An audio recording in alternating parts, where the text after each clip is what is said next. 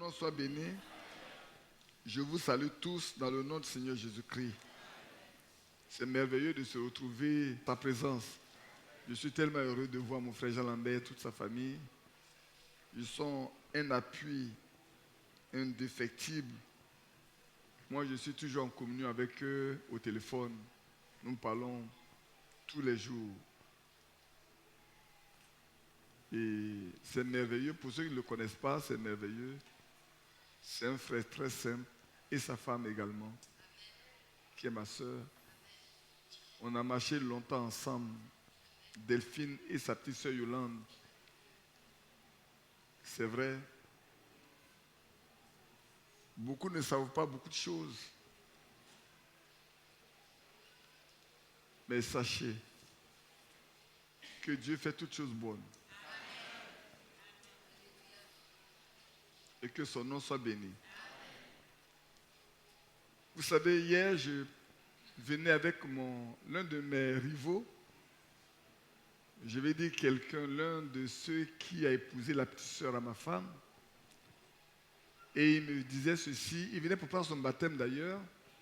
Parce que ça fait longtemps qu'on a parlé. Je vous ai montré, je vous les ai présentés ici la fois dernière. Avec leur fille que le Seigneur leur a accordée. Quand nous avions prié pour les sœurs qui attendaient des enfants.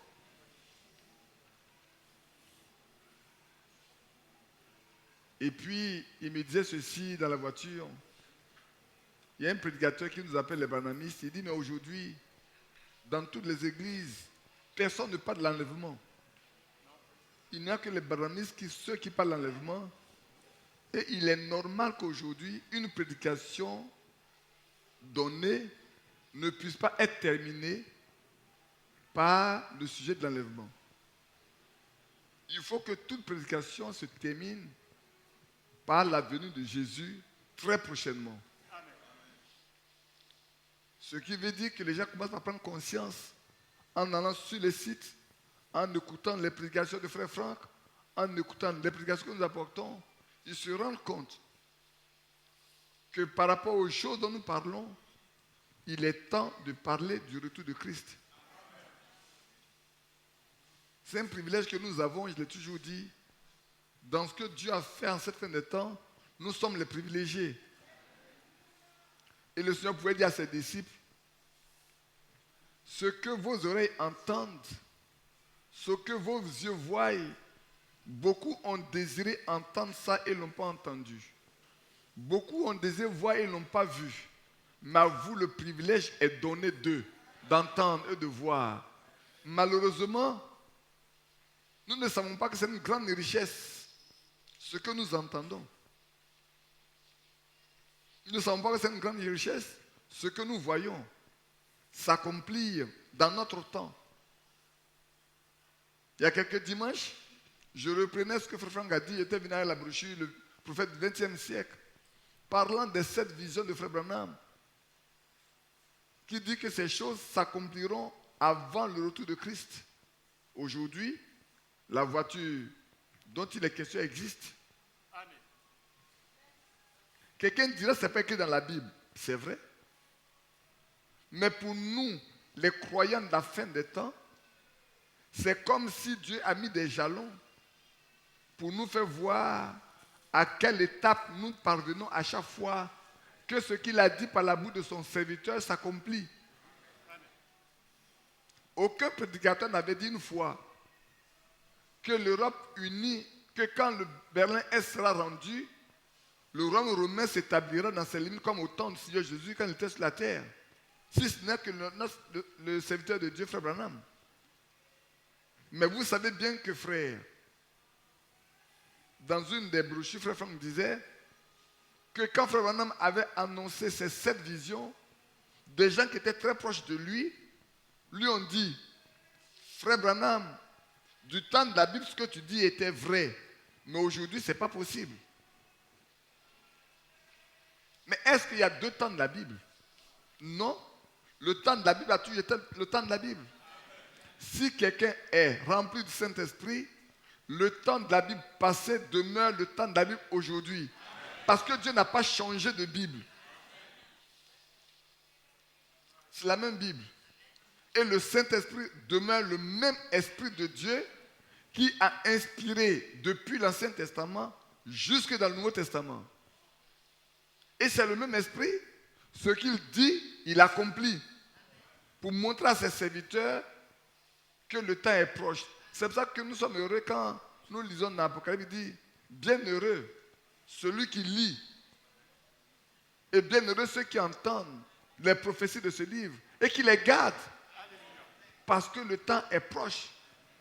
Il a envoyé Jean pour nous révéler les choses qui doivent arriver bientôt. Et ces choses arrivent au fur et à mesure que le temps passe. Nous les voyons s'accomplir. C'est pour ça que nous ne devons pas nous laisser distraire. Malheureusement, je dis bien, souvent nous ne faisons pas attention à beaucoup de choses. Hier, j'en parlais. Je voulais faire un résumé des choses dont j'ai parlé hier. Avant de parler de...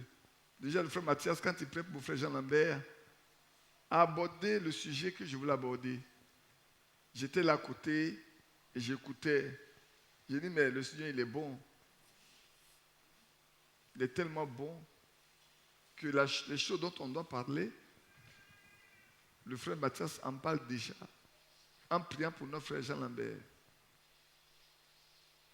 Vous savez, frère, hier je disais ceci. Nous sommes dans l'âge de l'Odyssée. Et frère Franck pouvait dire, mais nous. Peut-être nous avons dépassé l'âge de l'Odyssée pour être dans l'âge de l'épouse. Mais quand vous regardez toutes les églises, vous regardez ce qui se passe en leur sein, il y a beaucoup de choses qui l'ont fait croire qu'ils sont, excusez-moi le terme, au diapason. Qu'ils ont peut-être sont sur le chemin pour aller au ciel. Mais pourquoi? Parce qu'ils sont aveugles. Parce qu'ils sont aveugles. Et même au milieu de nous, malheureusement, beaucoup de frères, beaucoup de sœurs sont aveugles. Et dans Apocalypse chapitre 3, parlant de l'âge de l'église de Laodicée, il dit ils sont aveugles, ils sont malheureux, ils sont nus. Il a donné les caractéristiques. D'abord, il a fait les reproches. Il a donné les caractéristiques. Le reproche, il dit vous n'êtes ni froid ni bruyant. Ou bien vous êtes froid, ou bien vous êtes bouillant. Si vous n'êtes pas, vous êtes tiède et je vous vomis de ma bouche. Ça, c'est le reproche. Ensuite, il donne les caractéristiques de l'âge dans lequel nous sommes. J'aimerais le lire avec vous pour que vous fassiez attention dans notre vie personnelle, que nous regardions dans notre vie personnelle. Regardez bien ce qui est écrit. Il dit, je connais tes œuvres. Je sais que tu n'es ni froid ni bouillant. Puisses-tu être froid ou bouillant, frère, ou bien on est chrétien ou ne l'est pas. Parce qu'il va y avoir des croyants, des simili-croyants et des non-croyants dans la même assemblée. Dans la même assemblée, il y a des incrédules.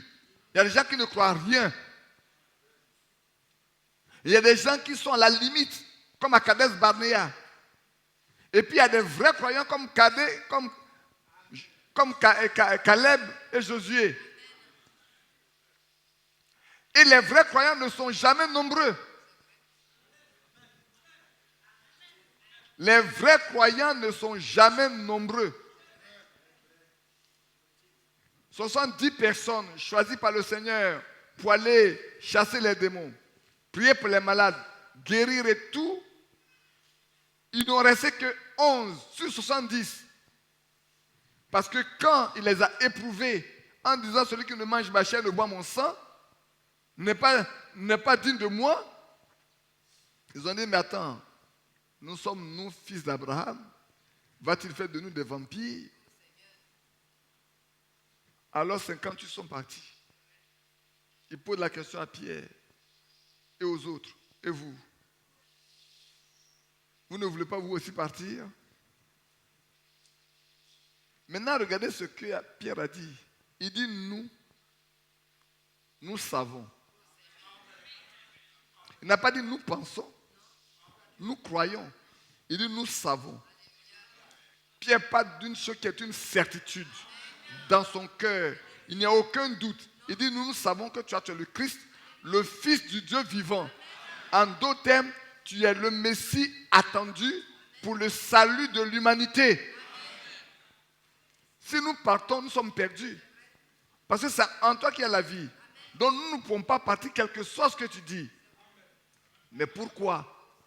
Parce que Dieu leur a révélé ça. Et il ajoute, n'est-ce pas moi qui vous ai choisi, vous tous, vous les 12, mais l'un d'entre vous est un démon. Frère, c'est important pour le temps dans lequel nous sommes. Ainsi, parce que tu es tiède et que tu n'es ni froid ni bouillant, je te vomirai de ma bouche. Il ne t'a pas dit, je vais te chasser. Il dit, je vais te vomir de ma bouche. Parce que dans sa bouche se trouve la vérité. Sa parole se trouve dans sa bouche. Il ne dit pas, je vais te chasser. Il dit, je vais te vomir de ma bouche. Tu n'auras plus de place dans ma bouche.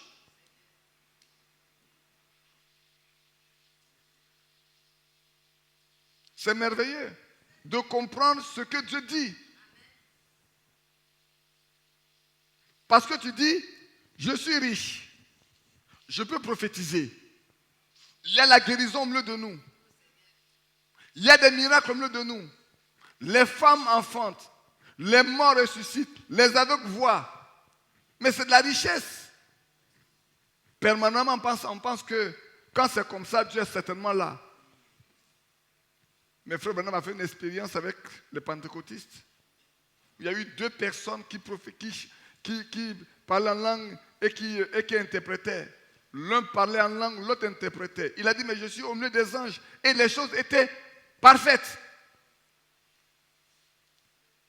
Les choses étaient parfaites. Mais Dieu lui a donné un don. Quand ça pas pour discerner ce qui est dans l'homme. Alors il a approché l'un. Il s'est rendu compte que celui-là, c'est un vrai croyant. Oh, c'est merveilleux. Quand Dieu peut rendre témoin pour dire celui-là, c'est un fils de Dieu. Et puis il a approché l'autre. Il dit, s'il n'y a aucun hypocrite sur la terre, celui-là, vraiment, il en est un. C'est un vrai hypocrite. Pourquoi? Parce qu'il a une femme avec laquelle il est marié. Et puis, il a une autre femme avec laquelle il vit et dont il a des enfants. Alors, il était perplexe. Comment se fait-il que dans l'assemblée où Dieu se manifeste comme ça, Dieu utilise même quelqu'un qui est un faux? C'est pour ça qu'il nous a prêché les oins du temps de la fin. À la fin, il y en a qui seront oints. Quand le Saint-Esprit vient ici, il peut oindre n'importe qui, pour faire n'importe quoi, mais pour sa gloire. Ainsi, quand il y a la guérison, il y a le parler en langue, il y a des prophéties, il y a les résurrections, où les gens disent, Dieu est avec nous. Dieu n'est avec que ceux qui ont eu la nouvelle naissance, qui ont expérimenté la nouvelle naissance. Ceux qui sont passés de l'état de fils de l'homme à l'état de fils de Dieu. Par la naissance de la parole et de l'esprit. Ceux-là, Dieu est avec eux. Le reste, Dieu n'est pas avec eux. Même s'ils parlent en langue, même s'ils font des miracles, Dieu n'est pas avec eux.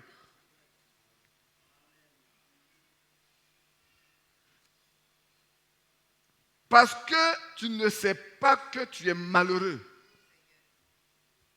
Tu es misérable. Tu es pauvre. Tu es aveugle et tu es nu. Quand Dieu regarde ce type de personnes, il peut prêcher. Il peut faire beaucoup de choses, mais quand Dieu les regarde, Dieu a pitié d'eux. Il dit, ils sont malheureux. Alors qu'ils pensent être bienheureux, ils sont malheureux. Mais ils ne le savent pas. Si le fou sait qu'il est fou, il ne mangerait jamais dans la poubelle, comme je disais ça hier. Si le fou sait qu'il est fou, il n'est pas fouillé dans les poubelles pour manger ce qui est dans les poubelles. Et c'est comme ceux qui enseignent des fausses doctrines. S'ils savaient que manger ce qui est faux est une chose maudite, est une chose pourrie devant Dieu, ils n'auraient jamais écouté. Ceux qui écoutent les fausses doctrines ne savent pas qu'ils sont comme des fous.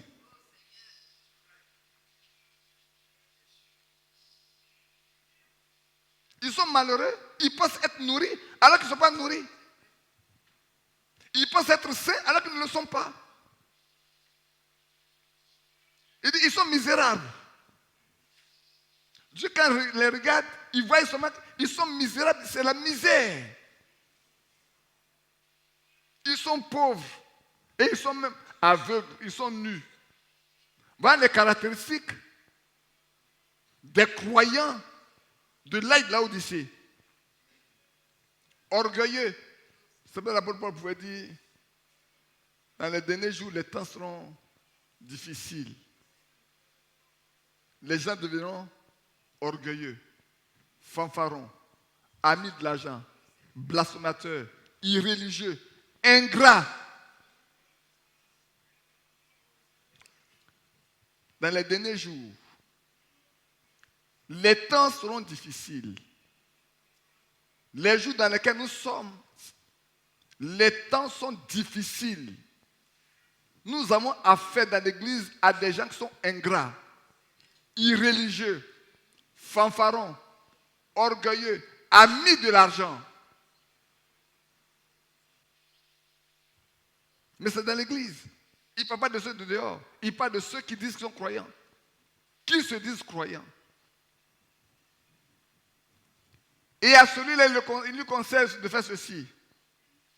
Il dit, je te conseille d'acheter de moi de l'or éprouvé par le feu,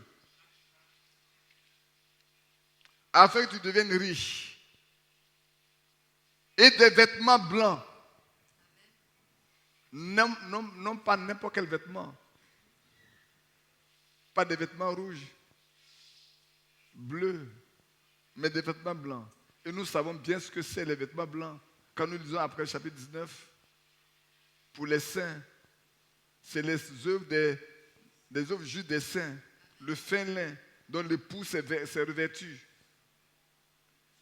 Et c'est avec lui ce qu'on peut avoir ça. Ça se vend nulle part ailleurs. C'est lui qui le donne. Il dit, venez acheter gratuitement, sans argent, venez. Sans argent. Sans argent, venez. Le pauvre comme le riche, venez sans argent. Je n'ai pas besoin de votre argent. Venez acheter et manger gratuitement.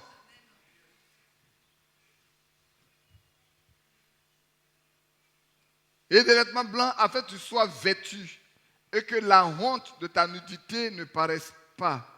Et un collier pour oindre tes yeux afin que tu voies. D'Ésaïe. Et quand le Seigneur était sur la terre, il parlait. Il dit, mais pourquoi tu leur parles en parabole? Ésaïe a prophétisé. Il dit qu'ils verront. Ils verront comme ça, mais ils ne verront pas. Ils entendront, mais ils ne comprendront pas. C'est comme aujourd'hui. Quelqu'un peut voir sans voir. Il peut entendre sans comprendre. Vous pensez que les apôtres ont compris tout ce que le Seigneur a dit, qu'ils étaient avec eux? Non. C'est faux. Après qu'il soit mort et qu'il ait été enterré, vous avez vu que sur la rue d'Emmaüs, deux s'en allaient, très déçus et découragés. Les apôtres, ayant pris peur, se sont cachés. Mais Jésus sait sauver ceux qui lui appartiennent. Il sait rassembler ceux qui lui appartiennent. Il ne les laisse pas s'égarer. Lui-même, il est parti chercher ceux qui partaient à Emmaüs. Ce n'est pas quelqu'un qui est parti les chercher. Lui-même, il est là à la demande de retourner à Jérusalem. Lui-même, il est parti les chercher. Et quand il est reçu le matin, il a dit à, je crois, à Marthe ou à Marie, dis à mes frères que je les précède en Galilée. Alléluia. Dis-leur que je suis vivant. Parce que l'ange lui a dit, pourquoi cherchez-vous parmi les morts celui qui est vivant? Dis-leur que je suis vivant. Ce que je leur ai dit là, c'est ça accompli. Et dans Luc 24, il pourrait ouvrir leur intelligence pour leur expliquer tout ce qui le concernait, depuis l'Ancien Testament, passant par la loi, les prophètes et les psaumes. Il a ouvert l'intelligence afin qu'ils comprennent les Écritures. C'est pour ça que je voulais, hier, j'ai dit également, frère, cette Bible-là, tout le monde la lit. Aujourd'hui, à l'heure où je parle ici, beaucoup la lisent partout, dans toutes les églises. Est-ce que c'est faux? Tout le monde la lit, la même Bible. Ce n'est pas une autre Bible, hein? La même Bible là. Depuis second, avec beaucoup d'autres versions existent. Eh bien, la même Bible a le même contenu. Tout le monde la lit. Mais tout le monde ne la comprend pas. Il en a même du message. Beaucoup lisent le message sans comprendre le message. Mais dans Psaume 119, je fais juste le résumé des choses dont on a parlé hier. Dans le Psaume 119, voilà ce qui est écrit. Dans le Psaume 119, je venais attirer votre attention sur le verset 105 et puis descendre un peu et puis passer à mon texte du jour. Ta parole est une lampe à mes pieds et une lumière sur mon sentier. C'est merveilleux, non? Alors quelqu'un qui lit la Bible dit, la Bible est une lampe à mes pieds et une lumière sur mon sentier. Il est heureux. Mais moi, celui qui s'arrête là, je dis qu'il ne connaît rien. Si quelqu'un s'arrête là, même dans le message, ceux qui lisent les messages, vous pensez que vous êtes les ceux qui lisent les messages? Non. On connaît les religieux qui reçoivent les messages, qui les lisent, mais ils ne les comprennent pas. Quelque chose manque à ça, mais qui est dans la Bible. Vous descendez au verset 129 du même passage. Particulièrement au verset 130, dit, la révélation de tes paroles est claire. Elle donne de l'intelligence aux simples. Aussi longtemps que Dieu ne vous révèle pas sa parole, vous ne pouvez pas la comprendre. Vous avez besoin de la révélation de la parole pour la comprendre. Et cela ne peut se faire que par le Saint-Esprit lui-même. C'est pour ça qu'il a dit, quand il viendra, il dit, moi je m'en vais, je ne vous laisserai pas orphelin. Je vous enverrai le consolateur qui sera avec vous et qui sera même en vous. Alors il vous enseignera des choses que vous ne pouvez pas supporter maintenant. Il les prendra de moi. Non pas de l'ennemi, mais de moi. Alléluia.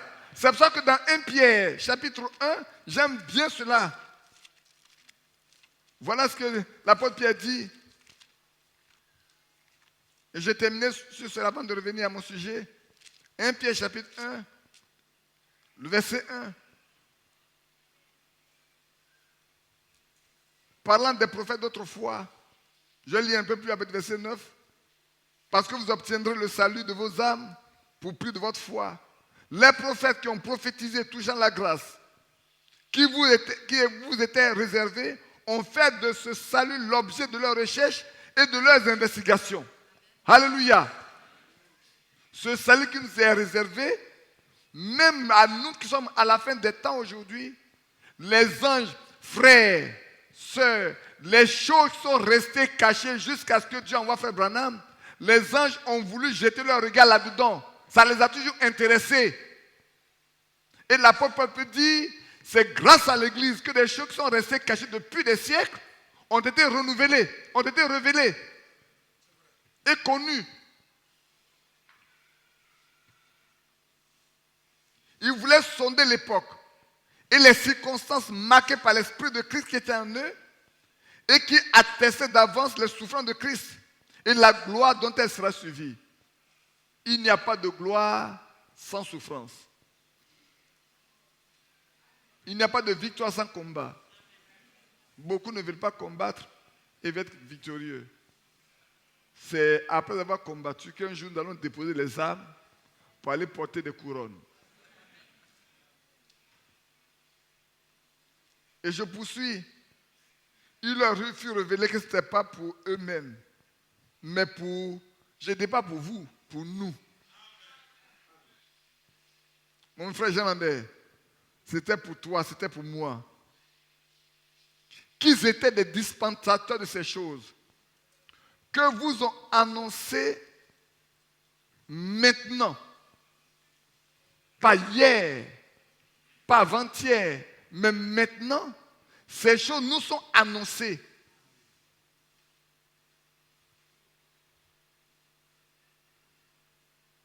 Je le relis.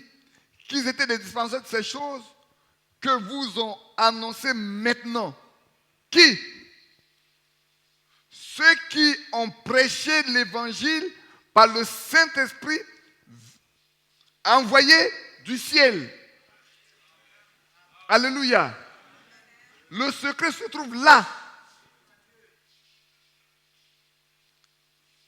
N'importe qui peut prendre la Bible pour prêcher, mais s'il il ne peut pas prêcher parce que le Saint-Esprit parle par sa bouche, cela ne produira aucun fruit.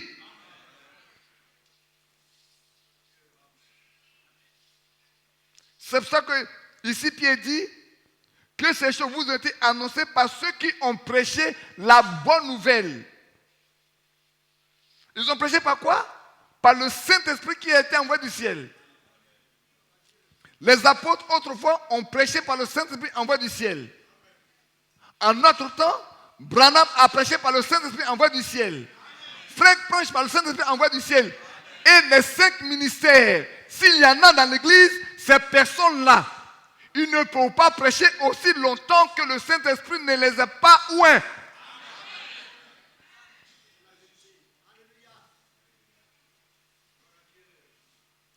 C'est quand le Saint-Esprit lui-même s'empare de cette parole et qu'il utilise ces personnes, alors il le place dans le cœur de ceux à qui c'est destiné. Et la Bible dit, ceux-là, ce sont ceux qui ont reçu la parole sur une terre bien préparée. Et ils l'ont reçu avec un cœur honnête et droit. Ça parle de cela qui peut porter beaucoup de fruits. Un apporte 50, l'autre apporte 100, l'autre apporte 150. Mais pourquoi? Parce que le Saint-Esprit lui-même a placé dans leur cœur cette parole-là, qui peut être du charabia pour quelqu'un d'autre, difficile pour un autre, mais qui peut être, qui est pour l'autre, la bonne nouvelle. Je terminais en disant hier, comme il l'a dit la fois dernière, vous savez, quand le Seigneur est né, c'est pas un homme qui est venu annoncer au berger sa naissance. C'est un ange qui est descendu du ciel. Et les bergers étaient dans les champs, gardant leurs troupeaux. Ils ne s'attendaient à rien du tout. Ils en avaient l'habitude d'être dans le champ. C'est comme nous avons l'habitude de venir ici. Écoutez-moi bien. Nous avons l'habitude de venir ici, de nous conduire comme nous voulons. Mais un jour, un matin ou un soir, Dieu fera. Et il est capable de faire comme il a fait chez Corneille. Un frère sera en train de vous prêcher ici, tranquillement, et puis le Saint-Esprit descendra, vous allez voir le Saint-Esprit descendre sur vos frères et vos sœurs. Pourquoi? Parce que dès le départ, leur cœur est préparé à ça.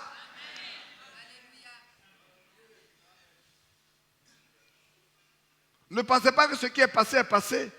Il y en a qui s'attendent à ce qu'on leur impose les mains. Je dis aux frères qui viennent dire, frère, pourquoi on n'impose plus les mains? Je dis, les apôtres ont imposé les mains parce que Dieu les a conduits à le faire. Ce n'est pas ceux qui étaient là qui ont demandé aux apôtres de leur imposer les mains. Ceux qui étaient avec Apollos n'ont pas demandé à Paul de leur imposer les mains. C'est poussé par le Saint-Esprit que Paul, qui n'était pas avec les autres, écoutez-moi bien frère, Paul n'était pas avec les autres, n'est-ce pas? Est-ce que vous avez lu quelque part qu'on doit imposer les mains auparavant pour avoir le Saint-Esprit? Moi, quand je dis dans l'Ancien Testament, on n'a pas dit qu'il fallait imposer les mains pour avoir le Saint-Esprit.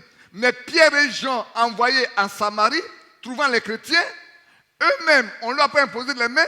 Le Saint-Esprit est descendu du ciel sur eux. Mais arrivés en Samarie, le Saint-Esprit les a conduits à imposer les mains aux croyants de cette ville. Pierre, Paul n'était pas avec eux. Vous voyez comment Dieu fait les choses? Chez les païens comme chez les juifs. Les juifs ont reçu le Saint-Esprit directement. Regardez bien deux choses. Hein. Je n'ai pas pensé auparavant, mais j'en parle.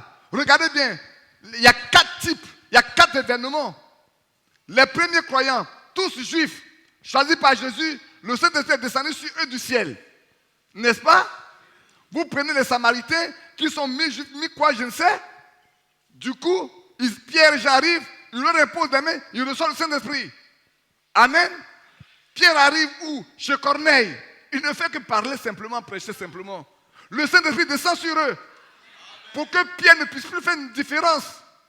Qu'ils sachent que autant ils sont juifs, autant les autres sont païens. Dieu les a unis en un seul, en Christ. Paul, qui n'était pas de leur groupe, qui est venu plus tard, arrive là, à Éphèse, trouvant les 12 disciples d'Apollos, enseignés par Jean-Baptiste, mais bien disposés. Il leur dit, est-ce que vous avez reçu le Saint-Esprit depuis que vous avez cru? Il dit, mais on n'en entend même pas entendu parler. Nous là, on ne nous a jamais dit qu'il y a un Saint-Esprit. Mais de quel baptême avez-vous été baptisé? Frère, entendez bien, de quel baptême avez-vous été baptisé? Est-ce que Pierre était à la Pentecôte? Paul était à la Pentecôte? Paul avait lu ou entendu ce que Pierre a dit à la Pentecôte? Je vous pose la question. Est-ce que Paul était à la Pentecôte?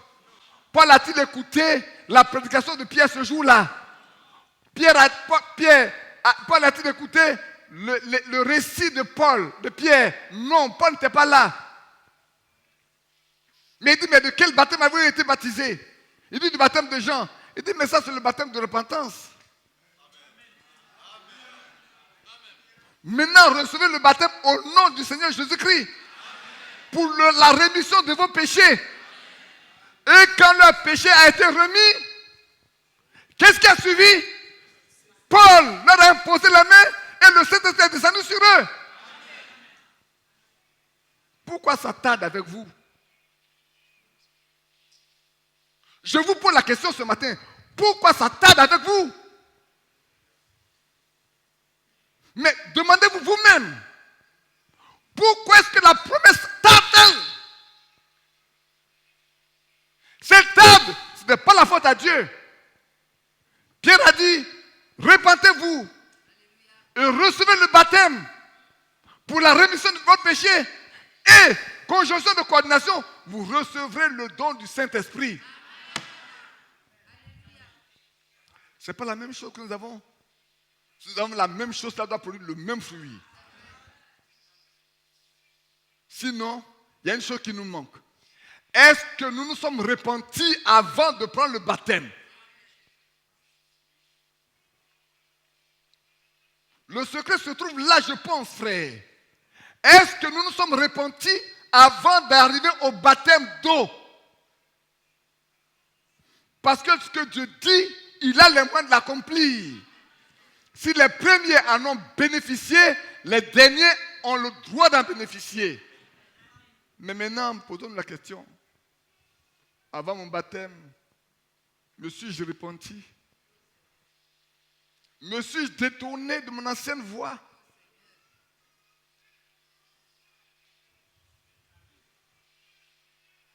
Je regarde l'heure. Je ne vais pas être long avec ce que je vais vous dire.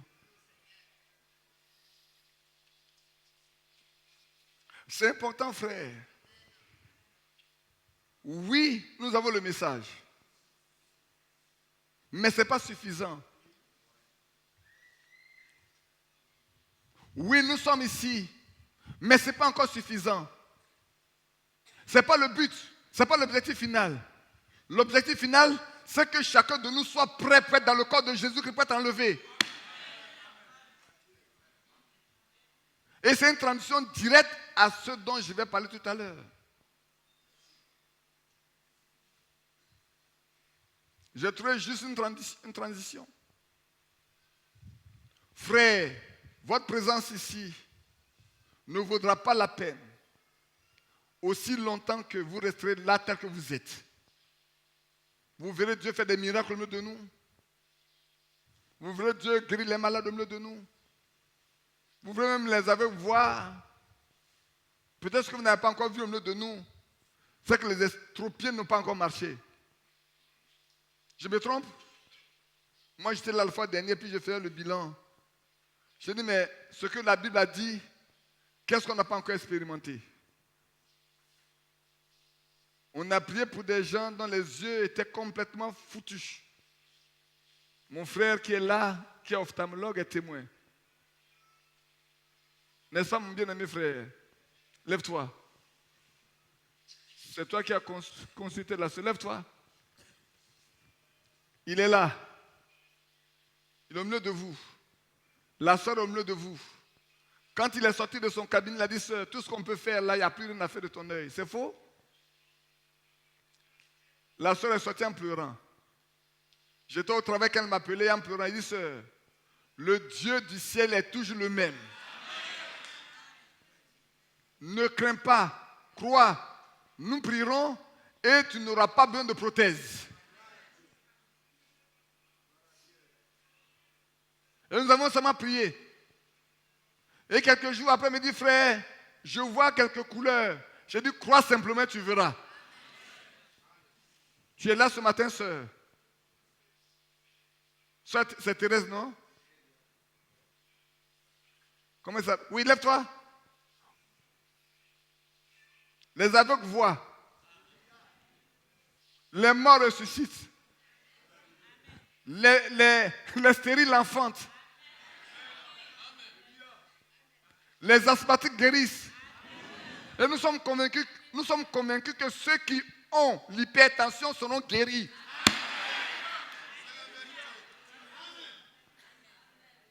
Je le crois à 100%. Et j'étais là, je dis, mais Seigneur, qu'est-ce qui reste? On n'a pas encore vu un estropié marcher au milieu de nous. C'est pour quand? Seigneur, c'est pour quand? Tu as prévu ça pour quand? Parce que ce n'est pas fini. Tu as dit, quand tu viendras, les aveugles verront, les boiteux marcheront, les muets parleront, les sourds entendront. Et tu es venu, et tu l'as fait. Et tu as dit que tu nous as donné le message qui nous ramène à la foi de nos pères apostoliques. Et cela doit produire le même fruit. Si nous prêchons le même message, cela doit avoir le même résultat. Mais cela n'est possible que si nous sommes remplis du Saint-Esprit nous-mêmes. C'est ça la condition primordiale, frères et sœurs.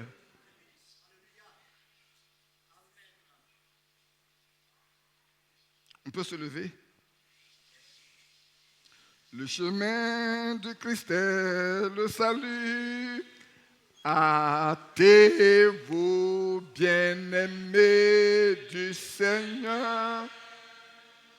Cette voie est étroite, pénible.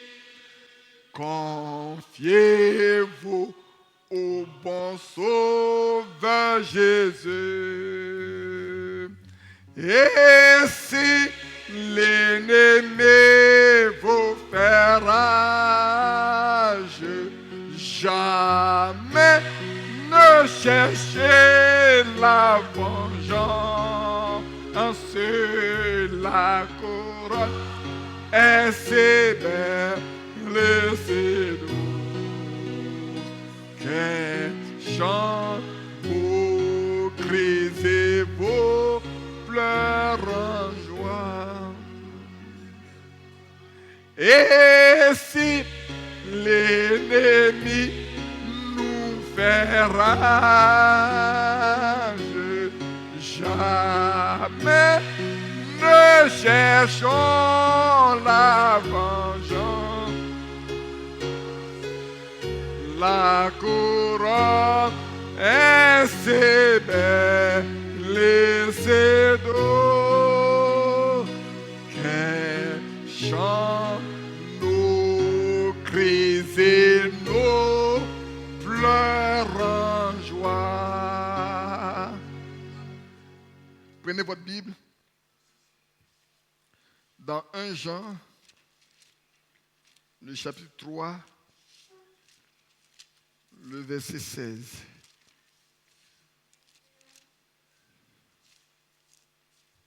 On aurait pu simplement nous arrêter là, mais si je le fais, ça serait peut-être la 3e fois que je reporte ce thème.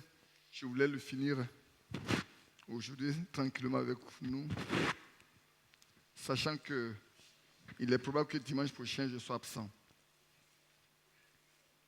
On va lire dans 1 Jean chapitre 3, le verset 16. Nous avons connu l'amour en ce qu'il a donné sa vie pour nous. Nous aussi, nous devons donner notre vie pour les frères. Bien-aimé Père Céleste, tu connais mes limites.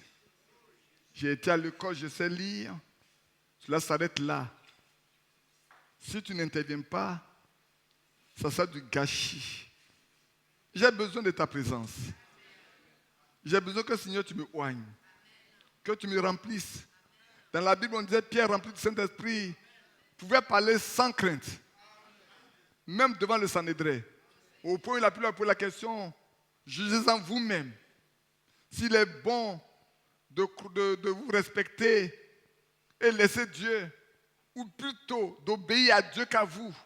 Nous, les apôtres, sommes témoins de ce Jésus que vous avez crucifié. Dieu l'a ressuscité. Nous sommes témoins et nous ne pouvons pas nous empêcher de parler en son nom.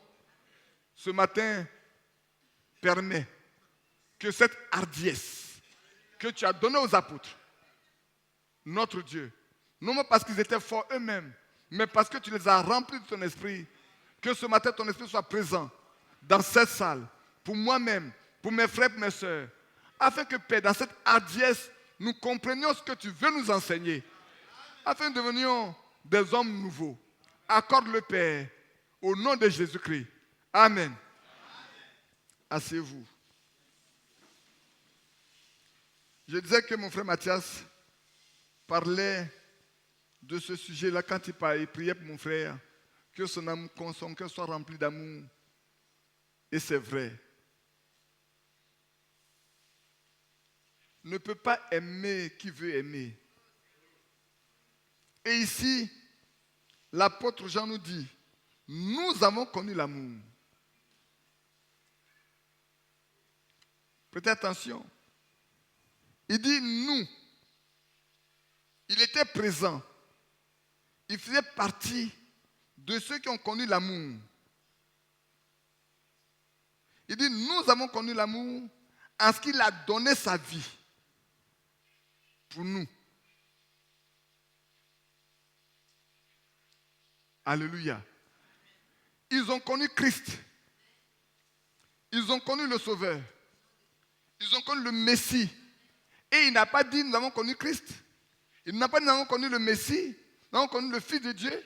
Il dit, nous avons connu l'amour. En ce que cet amour-là, celui qu'on appelle l'amour, a donné sa vie pour nous.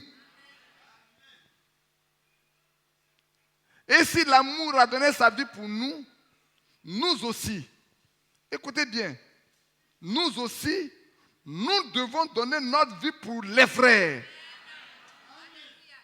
En d'autres termes, si je comprends bien, si l'amour a donné sa vie pour nous, pour que nous soyons capables de donner la vie pour nos frères, nous devons être amour nous-mêmes. Celui qui est amour, qui a donné sa vie pour nous, c'est là que nous l'avons connu. Nous l'avons connu quand nous n'étions rien du tout.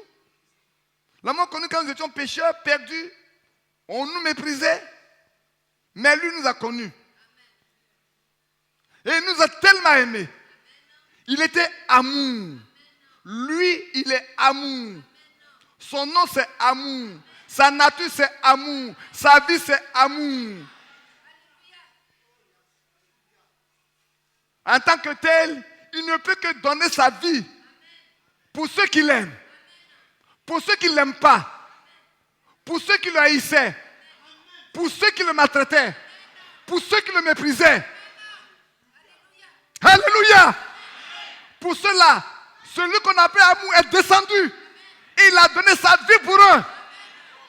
Et il dit, nous aussi, nous devons être amour pour avoir la capacité de notre vie pour nos frères.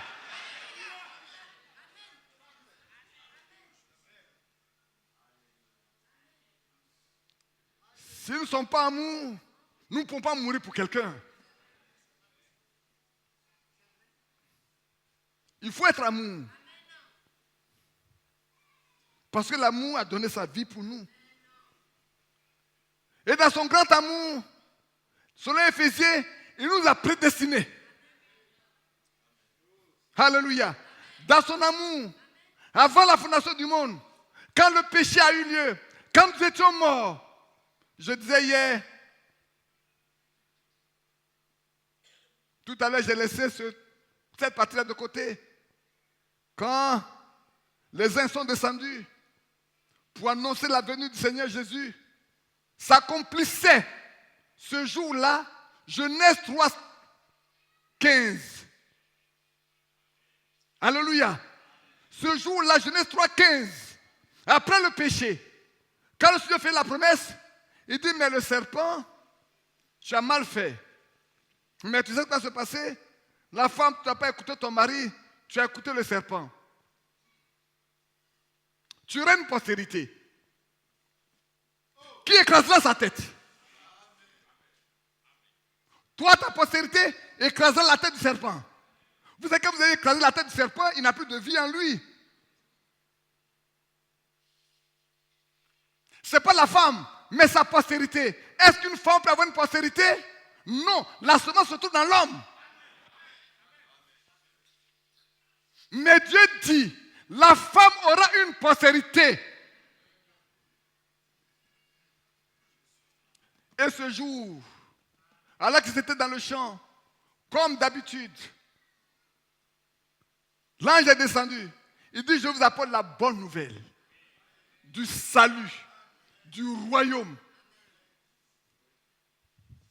La bonne nouvelle.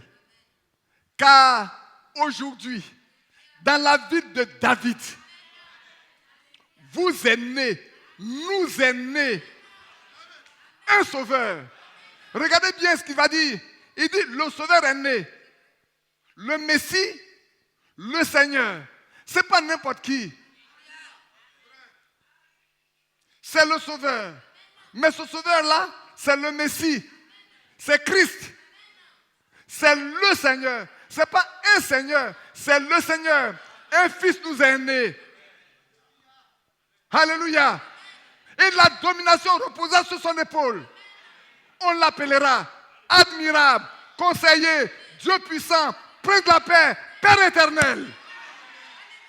Vous qui allez chercher des conseillers à côté, à droite, vous perdez votre temps. Nous avons le consolateur qui est notre conseiller. Il est le Dieu tout-puissant. Il dit, tout pouvoir m'a été donné dans le ciel et sur la terre. Frère, de quoi as-tu besoin quand tu as un homme comme celui-là qui est ton père?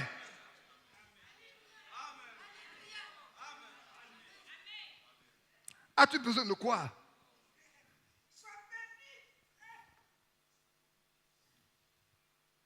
Nous l'avons pour père. Tout pouvoir lui a été donné. Et vous savez, l'accomplissement de cette promesse de la Genèse 3, 15, frère, si vous regardez bien, depuis que le péché est entré dans le monde, l'homme était complètement désemparé. Et toute la nature souffre. Les animaux sont meurtris. Les plantes sont meurtries. La Bible dit tout souffre. Et tous attendent la manifestation des fils de Dieu. Mais ça ne pourrait pas avoir lieu avant que cette promesse de Genèse 3, 15 n'ait lieu. Et dans le ciel, tout le monde attendait ce jour. C'était une grande attente.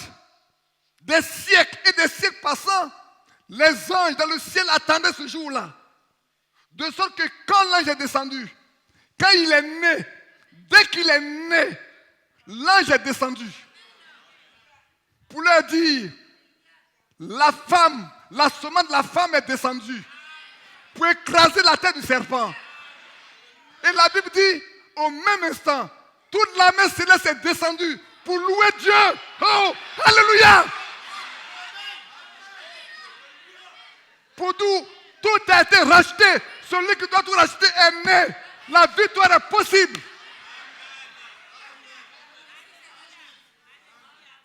Les anges au ciel attendaient ce jour. Seuls les hommes ne savaient pas de quoi il est question. Au point où quand il est né, ils n'ont pas pu rester au ciel. Il fallait descendre pour dire aux hommes, maintenant, la nature va être libérée. Les animaux vont être libérés. Les humains vont être libérés. La victoire est donnée aux hommes. Et Jean dit, nous avons connu l'amour. Parce qu'il a donné sa vie pour nous. Et nous aussi, nous devons être amour pour donner notre vie pour nos frères. Frères, permettez-moi de dire ceci, un vrai croyant ne peut persécuter personne et faire du mal à personne. Parce qu'il a la nature de Jésus en lui.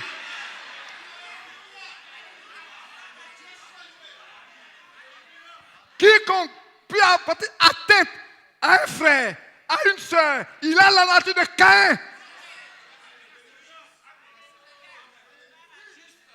Que ce soit dans le foyer, que ce soit dans l'église, que ce soit au dehors, partout. Quiconque peut faire du mal à un humain, aime ton prochain comme toi-même. Quand nous avons connu l'amour, est-ce qu'il a donné sa vie pour nous? Et nous aussi, nous devons donner la vie pour notre frère. Mais il a dit, aime ton Dieu de tout ton cœur, de toute ton âme, de toute ta foi, de toute ta pensée, et ton prochain comme toi-même. Qui est mon prochain? Ce n'est pas celui qui est assis ici. C'est tout le monde. Même c'est celui qui veut me tuer. C'est celui qui veut me voler. C'est celui qui veut prendre ma femme.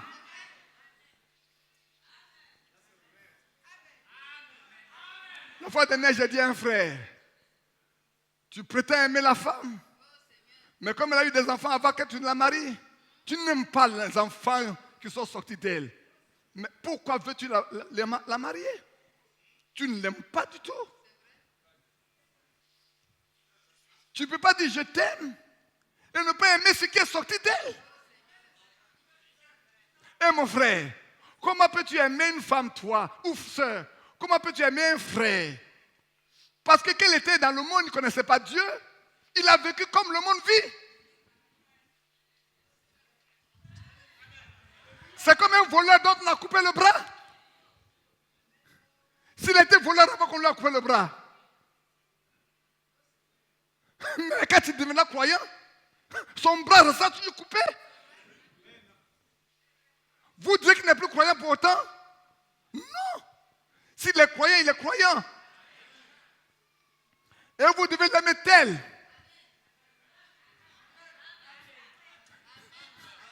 Alléluia. Donc, sœur, il était voleur. Il était impudique. Il était tout. Un enfant est né. Et il a connu Dieu. Et il vient à la maison avec l'enfant. Mais l'enfant, tu ne veux pas de lui. Dis que tu ne veux pas aussi du Père.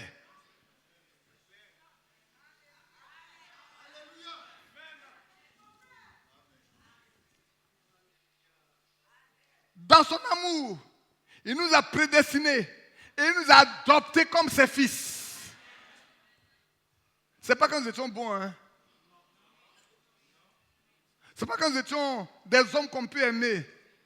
Ce n'est pas quand nous étions des hommes qu'on peut choyer. Non. Si on s'est fâché une seule fois dans notre vie, on était un homme qu'on doit mépriser. Mais c'est dans ce moment-là qu'il est descendu. Il dit, nous avons connu l'amour. Mais qu'est-ce que l'amour?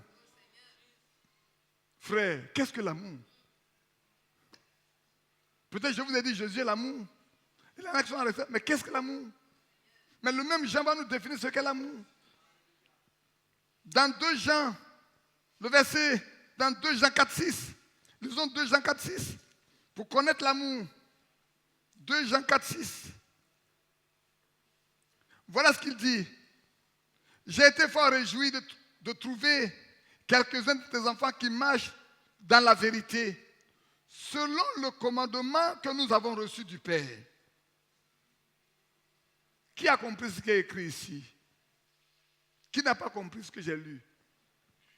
Qui n'a pas compris, je le relis. L'apôtre Jean parlant à Kyria, l'élu, il dit, j'ai été fort réjoui. J'étais content, j'étais heureux de trouver quelques-uns de tes enfants qui marchent selon la vérité, qui marchent dans la vérité. Non pas dans n'importe quelle condition. Parce que beaucoup pensent marcher avec la vérité, mais ce n'est pas dans les conditions normales définies par la Bible. Ici, il dit, selon le commandement que nous avons reçu du Père. Les enfants, ils marchent selon la vérité, selon le commandement que nous avons reçu du Père. Quel est le commandement que le Père a donné? Quel est le commandement que le Père a donné? Selon laquelle nous devons marcher dans la vérité. Parce que si nous marchons dans la vérité, c'est selon le commandement que le Père a donné. Et lui, il a trouvé les enfants de Kyria qui marchent dans la vérité selon le commandement que le Père a donné. Et maintenant, ce que je te demande, Kyria, non comme te prescrivant un commandement nouveau, mais celui que nous avons eu dès le commencement. L'apôtre Jean est très précis. Il lui rappelle, parce qu'il était aussi à la montagne de transfiguration, ce jour-là. C'était Pierre, Jean et Jacques, à la montagne de transfiguration. C'est eux qui ont entendu cette voix venant du ciel. Quand ils ont vu Élie et puis ils ont vu Moïse, Pierre était tellement abasourdi. Il dit, mais Seigneur, permets qu'on construise 3 églises ici. Une église pour toi, une église pour Moïse, une église pour Élie. Et maintenant nous allons rester à côté pour vous admirer. Ils ont construit 3 tentes. Et ils n'ont pas leur tente. Mais quand il a fini de parler, Dieu leur apparaît du ciel. De la nuit, une voix est sortie. Il dit, celui-ci est quoi? Mon fils bien-aimé. Écoutez-le. Frères, écoutez Christ. Écoutez ceux qui ont l'esprit de Christ. Car la foi vient de ce qu'on entend vient de la parole de Christ.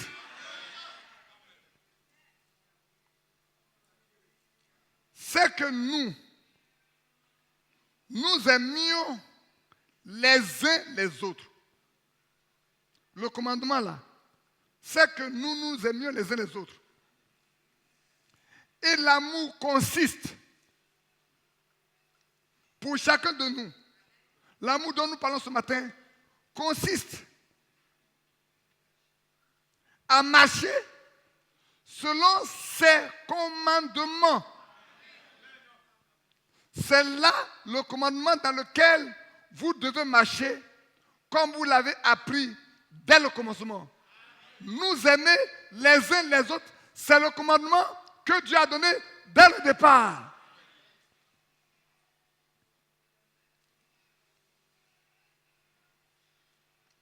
Mais celui qui ne peut pas aimer, c'est que l'amour n'est pas en lui. Celui qu'on appelle l'amour ne vit pas en lui. Parce qu'il n'y a pas d'effort à faire. Dans Romains, il est écrit que l'amour est déversé dans nos cœurs par le Saint-Esprit. Pas que je le veuille ou que j'aille l'acheter au marché. Si je suis de Dieu, il déverse lui-même en moi son amour. De sorte que je deviens amoureux et je peux donner ma vie pour les autres. Oui, frère.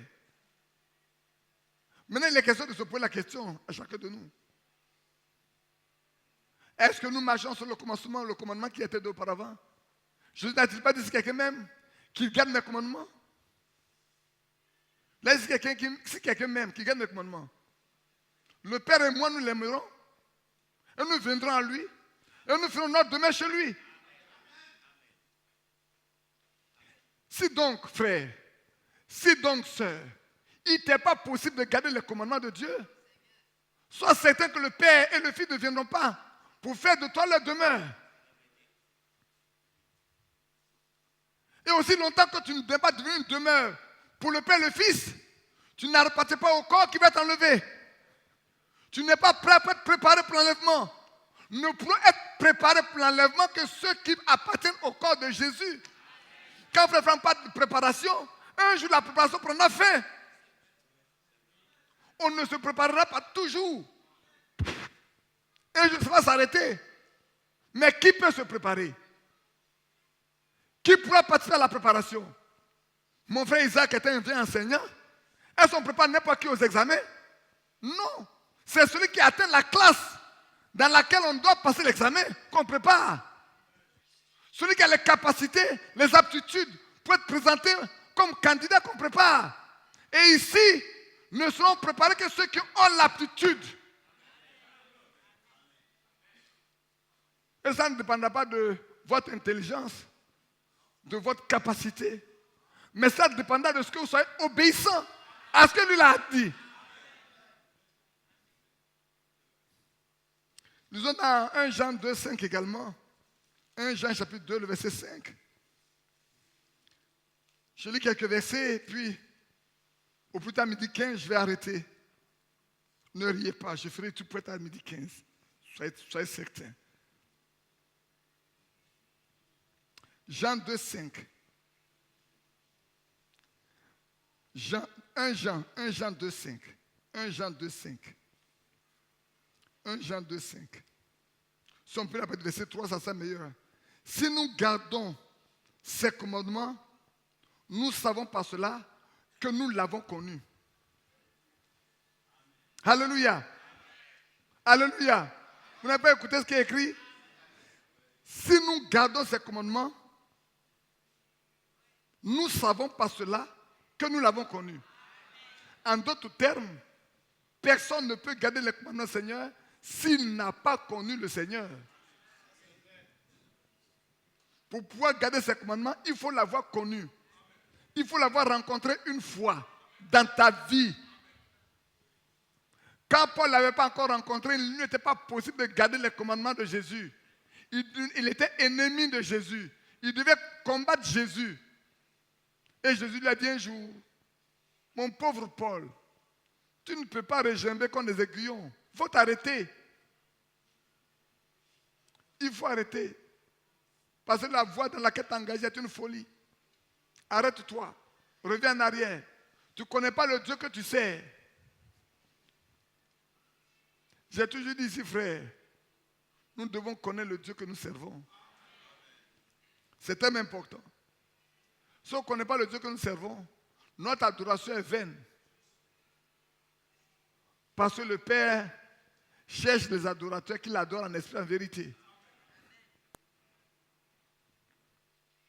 Je poursuis. Celui qui dit, je l'ai connu, et qui ne garde pas ses commandements, est un menteur. C'est tout net. Il n'y a pas de discussion là-dessus. Il n'y a pas de débat. Il n'y a pas de dissertation. Si quelqu'un dit, je l'ai connu, et qu'il n'est pas capable de garder les commandements de Jésus, il est un menteur. Et la vérité n'est point en lui. Sœurs, frères, nous comprenons? Si nous disons que nous l'avons connu, mais il n'est pas possible, il ne nous est pas possible de garder ces commandements, nous devons savoir que nous sommes un menteur. Et si quelqu'un dit, quelqu'un vient vous dire, moi j'ai connu Christ, et que vous verrez, vous voyez qu'il ne peut pas garder les commandements du Seigneur, il n'est pas capable de vivre les commandements du Seigneur, Il n'est pas capable de les appliquer, on ne les voit pas, le transpercer de part en part, pour qu'on voit que les commandements de Dieu s'appliquent par lui, vu par lui. Il est un menteur. Et la vérité n'est plus en lui. Parce que la vérité, c'est un homme. Je suis le chemin, la vérité et la vie. Et cette vérité qu'un homme n'habite pas en lui.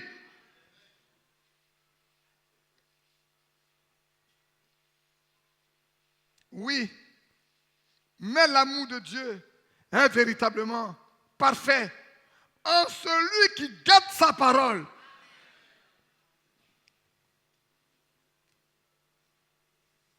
On est d'accord?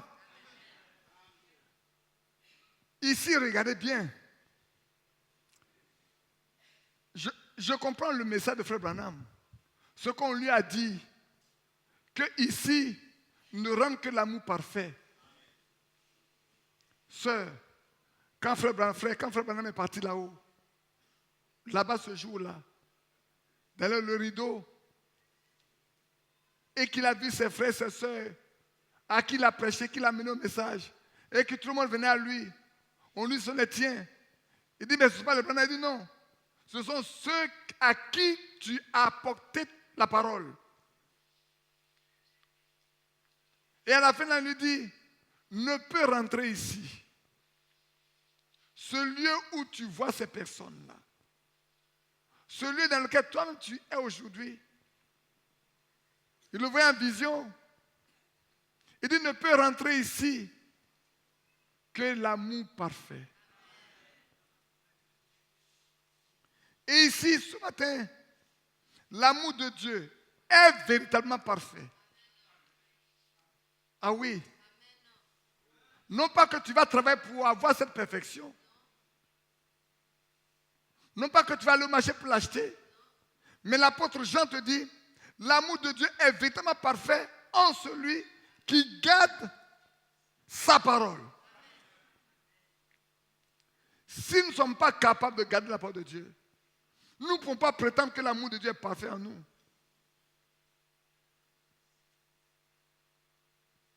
Et si l'amour de Dieu n'est pas parfait en nous, nous devons nous convaincre déjà qu'en ce lieu-là, notre place n'y est pas.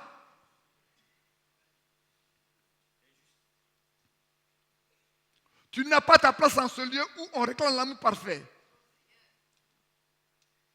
Parce que pour y accéder, il faut d'abord garder sa parole. Pour que son amour soit parfait en toi. C'est alors que tu es capable de donner ta vie pour ton frère. C'est pour ça que je disais aux jeunes frères, je vous avez beaucoup de muscles aujourd'hui. Quand on vient à vous provoquer, restez tranquille. Vous savez, quelqu'un me disait, il dit, celui qui a le pouvoir, aussi longtemps qu'il reste calme, tout le monde a toujours peur de lui. Même quelqu'un, quand il me dit qu'il est fort, on le voit, on dit ça, c'est un homme fort. Aussi longtemps il reste tranquille, il ne met pas en exercice sa force. On le croira toujours fort. Même l'insensé, quand il garde le silence, on le prend pour un sage. On ne sait même pas que c'est un insensé. C'est ainsi que beaucoup d'insensés nous ont trompés dans cette église. Beaucoup d'insensés nous ont trompés dans cette église. On a pensé que c'était les sages. Parce qu'ils ont gardé le silence. Mais le jour où ils ont commencé par s'exprimer, on a compris que c'est des insensés. Mais c'est déjà trop tard. Je n'ai pas peur de le dire. Il dit quand quelqu'un il a dit qu'il est fort, il est fort. S'il met en exercice sa force, et puis quelqu'un vient le terrasser, le mythe disparaît. Oh!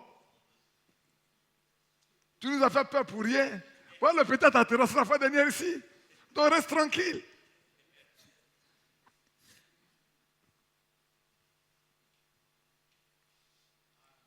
Ça vous a détendu un peu? On peut revenir? Que Dieu vous bénisse. Mais l'amour de Dieu est véritablement parfait en celui qui garde sa parole. Par cela, nous savons. Écoutez bien, frères, si vous voulez savoir que celui-là, l'amour de Dieu est parfait en lui, vous devez regarder s'il garde la parole de Dieu. Vous avez un indice, un moyen aujourd'hui de regarder vos frères, de regarder vos soeurs. Ce n'est pas la peine de parler. Je vous donne un moyen de discerner ceux qui sont vrais. Le moyen pour discerner que celui-là, c'est un fils ou une fille, c'est celui qui garde la parole de Dieu. Seulement l'amour de Dieu peut être parfait en lui.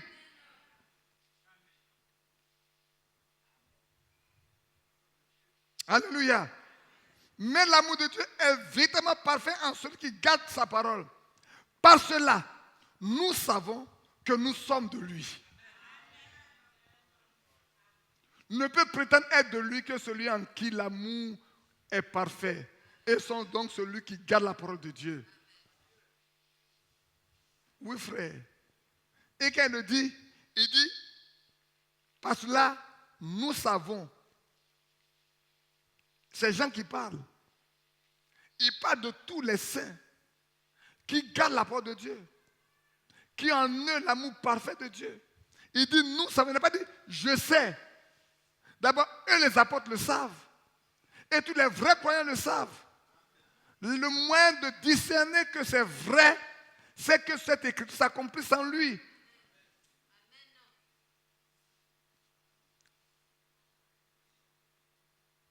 Oui. C'est vrai.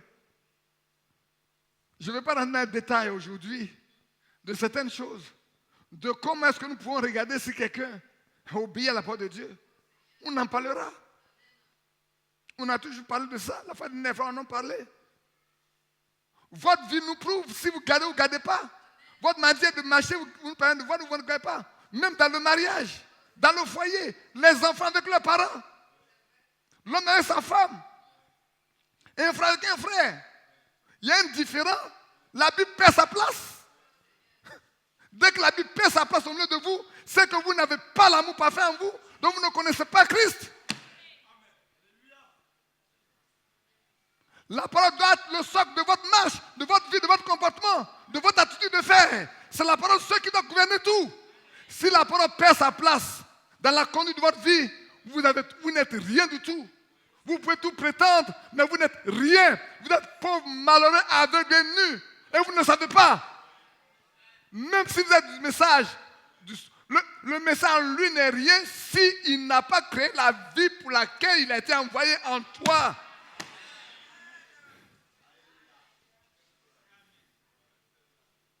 Le message a pour objectif de faire des fils et des filles de Dieu. Quand je lis ça en faisant le parallèle à ce qu'a dit à Frère Branham, tu seras envoyé avec un message qui précédera ma seconde venue. Jean-Baptiste est venu pour présenter Christ. Il dit, celui qui m'a envoyé baptiser m'a dit, celui-ci que tu verras descendre le Saint-Esprit comme une colombe, c'est lui qui est le Fils de Dieu. Et moi, Jean-Baptiste, je suis venu et je vous ai rendu le témoignage en vous disant, il est au milieu de vous, mais vous ne le connaissez pas. Et moi, Jean, je ne suis même pas capable, je ne suis pas digne de délier la couleur de ses chaussures. Il était avant moi. Alléluia. Vous me voyez avant lui, mais moi, je sais qu'il était avant moi. De sorte que quand le Fils de Dieu est descendu là pour le baptême, il dit, ah non, c'est pas comme ça. C'est moi, Jean, qui a besoin d'être baptisé par toi. Il a dit à Jean, laisse faire les choses. Jean a compris. Et quand Jean l'a baptisé, celui qui l'a envoyé a dit ce qui devait se passer pour que Jean le connaisse véritablement. Et le signe, quand il a baptisé, qu'il sortait de l'eau, il a vu le Saint-Esprit descendre sur lui comme une colombe. Il dit, je l'ai vu et j'ai rendu témoignage. Je vous le présente. Voici l'agneau de Dieu qui ôte le péché du monde. La Bible dit, dès ce jour-là, beaucoup de ses disciples l'ont quitté pour suivre Jésus.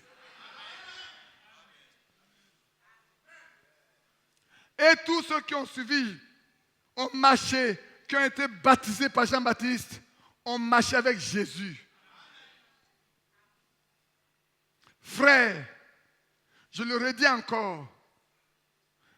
En décembre, je vous ai dit une chose. La fois dernière, je vous l'ai dit. Je dis notre Paul à nous. Notre Paul, en ce 20e siècle. Parce que la Bible était restée un livre mort. La Bible était restée un livre mort. La Bible était restée un livre d'histoire.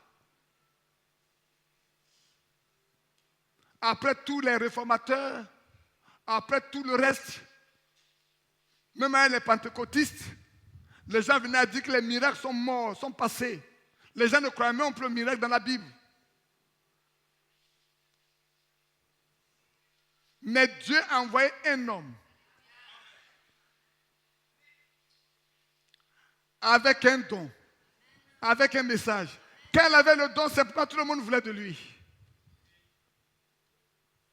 Ici, si Dieu donnait juste un don à quelqu'un pour faire des miracles, pour faire ceci, pour faire cela, tout le monde courra après lui.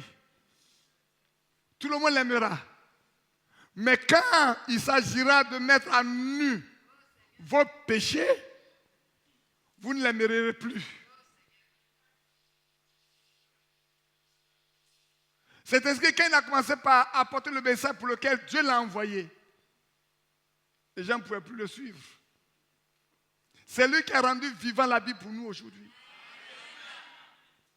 C'est lui qui a fait voir qu'aujourd'hui, on peut vivre la Bible de manière religieuse. Quand vous le dites, on peut vivre la Bible, est-ce qu'on peut vivre la Bible aussi au 21e siècle? Je lui ai dit oui. On doit pouvoir vivre la Bible au 21e siècle. La raison pour laquelle on doit pouvoir vivre, parce que celui qui vit et qui peut rendre la vie vivante, c'est lui l'auteur.